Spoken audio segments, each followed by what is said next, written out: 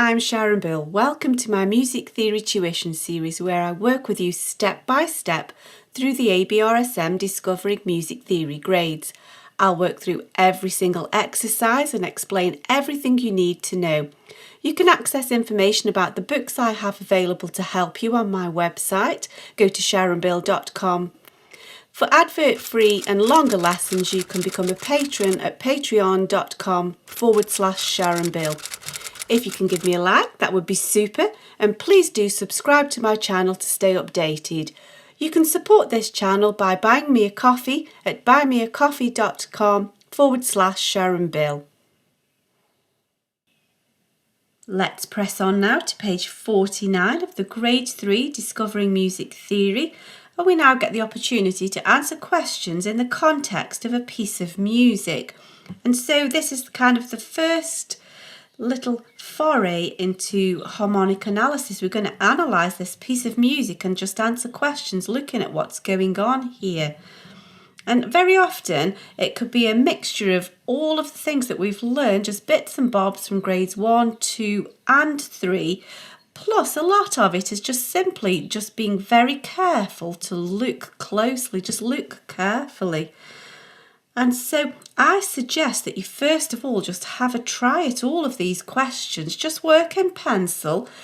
Don't look anything up at all. Use this as a little test, because the more you force yourself to remember things, even if it's learning by your mistakes, it's far more active than just by passively copying and looking up answers. So use this as an opportunity to flag up any areas which may need a little bit more revision. So if you get something wrong, and that's this sort of topic that you consistently get wrong in this chapter, then that's what you know you need to give a little bit of extra revision in before we get to the exam paper at the end of the book. So I'm hoping that you've had a go of this. And now we're going to look at this melody together and check the answers to the questions below. So we have a little 8-bar extract of music here in the treble clef. And so let's see what's required. So we've got to look at bar 1. And then we've got to see if this one, or this one is an exact copy of this original bar 1, or are they all just a little bit different? So let's think about this. So we've got our treble clef key signature, and at first glance, we've got the time signature. At first glance, that looks correct, but it's not, because actually we're missing the dynamic marking, which mezzo forte we know means moderately loud.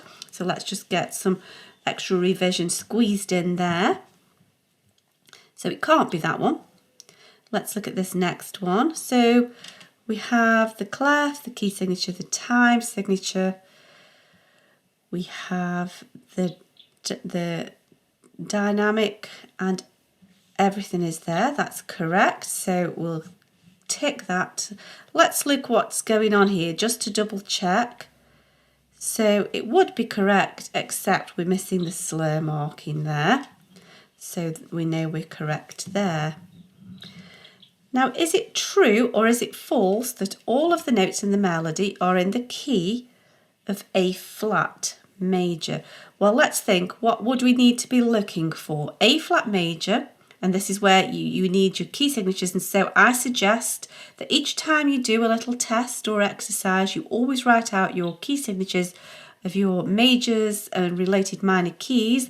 And that way you've done your thinking all in one go. And then you haven't got to keep bringing it to mind. And it's also good revision every time to just quickly write your key signatures down.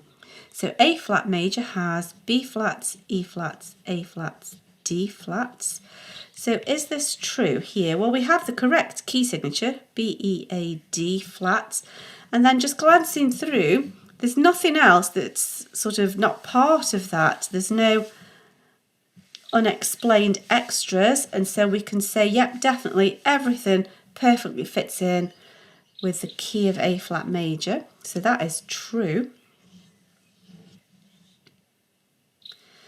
Now we need to tick one box for each of the following sentences. So what's the lowest note in the melody? melody. So before we get sidetracked, oh dearie me, before we get sidetracked by looking at options, let's just get the answer first. It's much easier to get the answer and then we can just simply tick the correct box. So visually, to me, that looks like it's the lowest. We don't go any lower than that first note. So what is that first note? So we're in the treble clef. The lines are every good boy. It's an E. However, that's not the full story yet because we've already discussed how we've got a key signature of E flats, B flats, E flats, A flats, D flats. And so we know that it's an E flat. And so that's the sneaky one that could throw you off. It's this one because of the key signature. So all of the notes form the tonic triad in A flat major can be found where? So what is it that we're looking for before we go searching ahead? So we know that a tonic triad is built up of the first, the third and the fifth. And so we have the first is A flat. We'll worry about the flats in a moment though.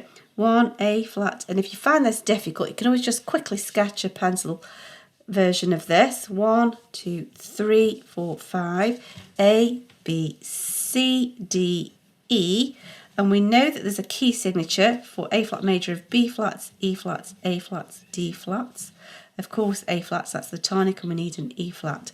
So we're looking for all of these notes, A flat, C, E flats. Now bear in mind the flats will be in the key signature, so you won't see those. So we're just looking for the spacing where we've got an A, C, E, and the key signature does the rest.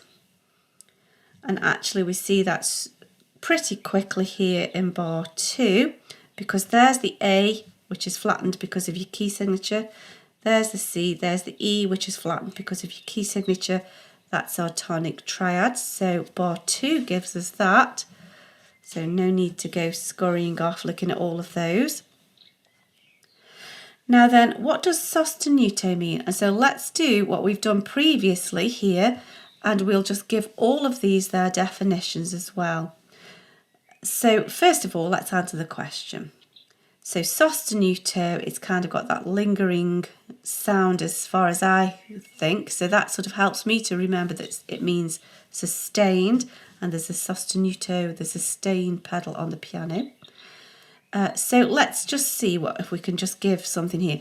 Alla is in the style of, actually. Espressivo, that's easy enough to remember. Oh, it's only one S to begin with.